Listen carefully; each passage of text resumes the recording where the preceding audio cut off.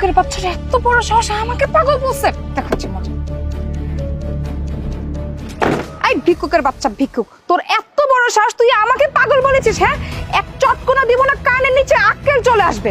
Hello madam, are you mad? আপনার কি এটা ডাস্টবিন মনে হয়? একটা মানুষ এখানে শুয়ে আছে আর একটা আননোন মানুষের সাথে এরকম বিহেভিয়ার করে সাহস আপনাকে কে দিচ্ছে? হ্যাঁ, আমার যেখানে ইচ্ছে করবে আমি সেখানে ময়লা ফেলবো। এটা কি তোর বাবার জায়গা? হ্যাঁ, তুই আমাকে একটা কথা বল, তুই রাস্তার যেখানে সেখানে ঘুমিয়েছিস কেন? Excuse me, mind your language. ঠিক করে কথা বলেন। আপনার ফ্যামিলিকে আপনাকে এই শিক্ষাটুকু দেয় না যে মানুষের সাথে ভদ্রভাবে কথা বলার? আপনি আমার বাবা মা তুলে কিভাবে কথা বলেন? আর এটা মোটেও একটা ডাস্টবিন না, ডাস্টবিন রাস্তাঘাটে অনেক আছে, আর এটা একটা পাবলিক প্লেস। পাবলিক প্লেসে আমার ইচ্ছে হয়েছে আমি শুয়েছি, তার মানে তো এটা না যে আপনি আমার গায়ের উপর ময়লা ছুড়বেন। কি ফকিন্নির বাচ্চা, ছোট মুখে বড় কথা। হ্যাঁ, তোর মতো একটা রাস্তার মেয়ের থেকে আমি শিখবো? আমাকে জ্ঞান দিচ্ছিস? তোর অবস্থা আমি এমন করবো না। যারা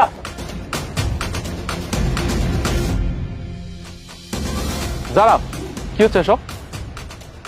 আচ্ছা, তুমি এখানে কেন শুয়ে আছো? আর তোমার বাসা কোথায়? দেখুন স্যার, এটা অনেক লং স্টোরি, আপনারা জান। আমার এখন এগুলো নিয়ে কথা বলতে ইচ্ছে করতেছে না। এই শোন, এত ন্যাকামি করিস না। ভাইয়া যেটা জিজ্ঞাসা করেছে সুন্দর করে পটপট করে বলে দে। আমাদের না এত সময় নেই যে তোর এই লম্বা হিস্টোরি শোনার মতো। যারা, তুমি ওর সাথে কেন এভাবে কথা বলছো? তোমাকে বলো, তুমি এখানে কেন শুয়ে আছো? তোমার কি হয়েছে? কি বলবো স্যার, সবই কপাল। একটা ছেলেকে অনেক ভালোবাসতাম, ফেসবুকে পরিচয়, গ্রামে ছিলাম তো বুঝতাম না। আর ছেলেটা আমাকে বলছিল যে ঢাকা চলে আসো তুমি, ঢাকা আসলে আমি তোমাকে বিয়ে করব। আর ছেলেটা যা বলতো আমি না সব বিশ্বাস করতাম, কখনো বুঝি নাই যে ছেলেটা আমাকে এইভাবে ঠকাবে।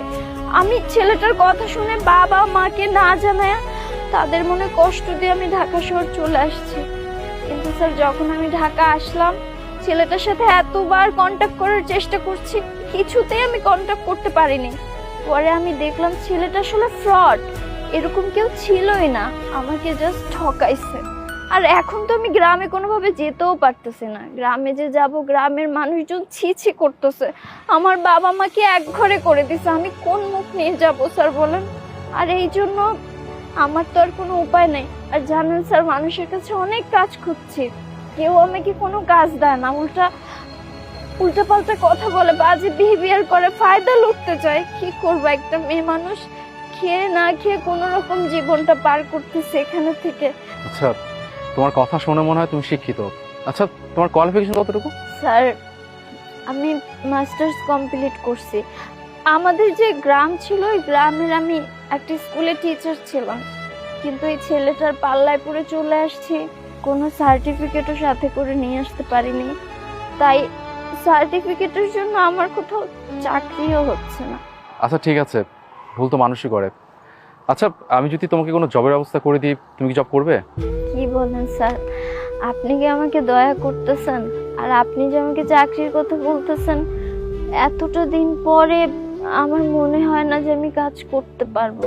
কোনো সমস্যা নেই, শোনো, এই নাও, এটা তোমার কার্ড, কার্ডটা রাখো।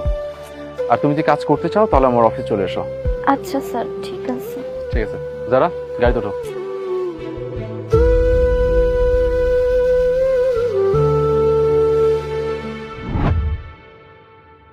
এই দাঁড়ান, কই যেতেছেন? ভাইজান, ওই যে বড় স্যার আছে না, আমারে ডাকছিল, দেখা করতে বলছে। বড় স্যারের সাথেই দেখা করতে, সেই যে স্যারের কার্ড।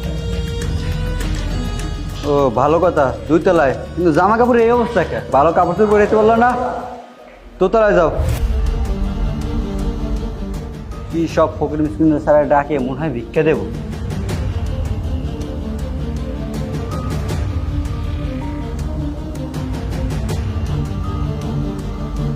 স্যার, আসসালামু আলাইকুম। এই যে স্যারের রুম কোনটা একটু দেখাই দিবেন? স্যার আমাকে দেখা করতে বলছিল তো। রুম দেখাচ্ছি তো সেটা পরে, আগে বল যে তোকে ভিতরে ঢুকতে দিল কি? তোর জামা কাপড়ের কি অবস্থা? তোর জন্য তো আমাদের অফিসের রিপুটেশন নষ্ট হবে। তোকে ভিতরে কে? Security, security! স্যার, এই গেটে বসে কি তুমি ডিউটি করো নাকি ঘোড়ার ঘাস কাটো? এই মেয়ে ভিতরে ঢুকলো কিভাবে? ওর ড্রেসার দেখেছো? ওদের জন্য তো আমাদের অফিসের বদনাম হয়ে যাবে। তুমি ওকে ভিতরে ঢুকতে দিলে কেন? স্যার উনি বড় স্যারের কার্ড দেখাচ্ছে এই জন্য।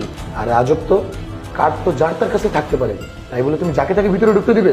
এখন ওকে বের করে দাও, যাও বের করে দাও। আসেন। কি হয়েছে? এখন চিল্লাপাল্লা কেন? আর তুমি তুমি চলে আসছো? জি স্যার। সিকিউরিটি, তুমি এখানে কি করছো? স্যার, এই মায়ের কাপড় চোপড় একদম ভালো না, এই জন্য ম্যানেজার স্যার বলছে বাইর করে দিতে। কি? আপনারা কি বের করে দিতে বলছেন? আপনারা কি বের করে কেন দিতে বলছেন? স্যার, আপনি ওর ড্রেস দেখেছেন? এই ধরনের মানুষের জন্য তো আমাদের অফিসের রেপুটেশন নষ্ট হবে। আমার অফিসের রেপুটেশন কি করলে থাকবে কি করলে থাকবে না সেটা কি আমার আপনার কাছ থেকে শিখতে হবে?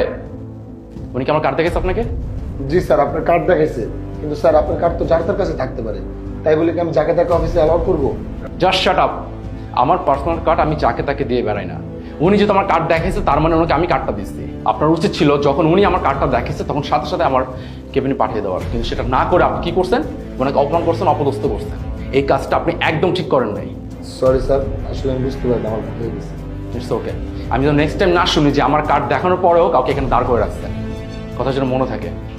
জট, আপনি বাইরে যান। জি স্যার। আর হ্যাঁ, আপনি কাজ করুন, আপনি ভিতরে আসুন।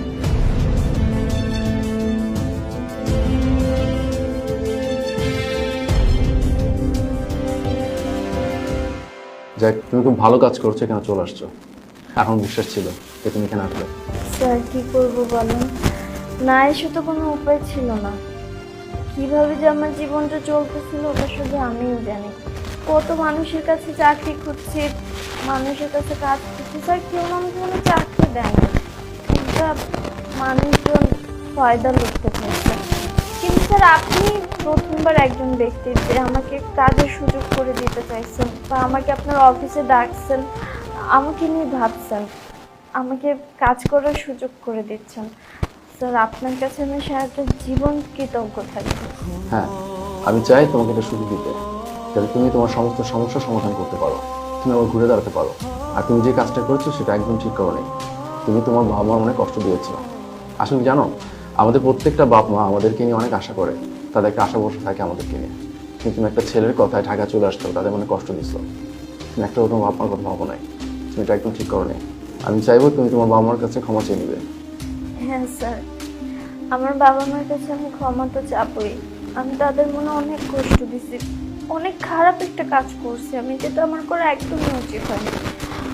কিন্তু স্যার আপনার বলে দিচ্ছেন, আমি কখনো বিষয়টা এইভাবে ভেবেই দেখিনি। আপনাকে স্যার অনেক ধন্যবাদ। ঠিক আছে, তাহলে তুমি কালকে জয়েন করো, ওকে? আর হ্যাঁ, এক মিনিট, এটা ধরো, এখানে কিছু টাকা আছে, এটা দিয়ে কিছু কাপড় চোপড় কিনে নিও। নাও। আরে নাও।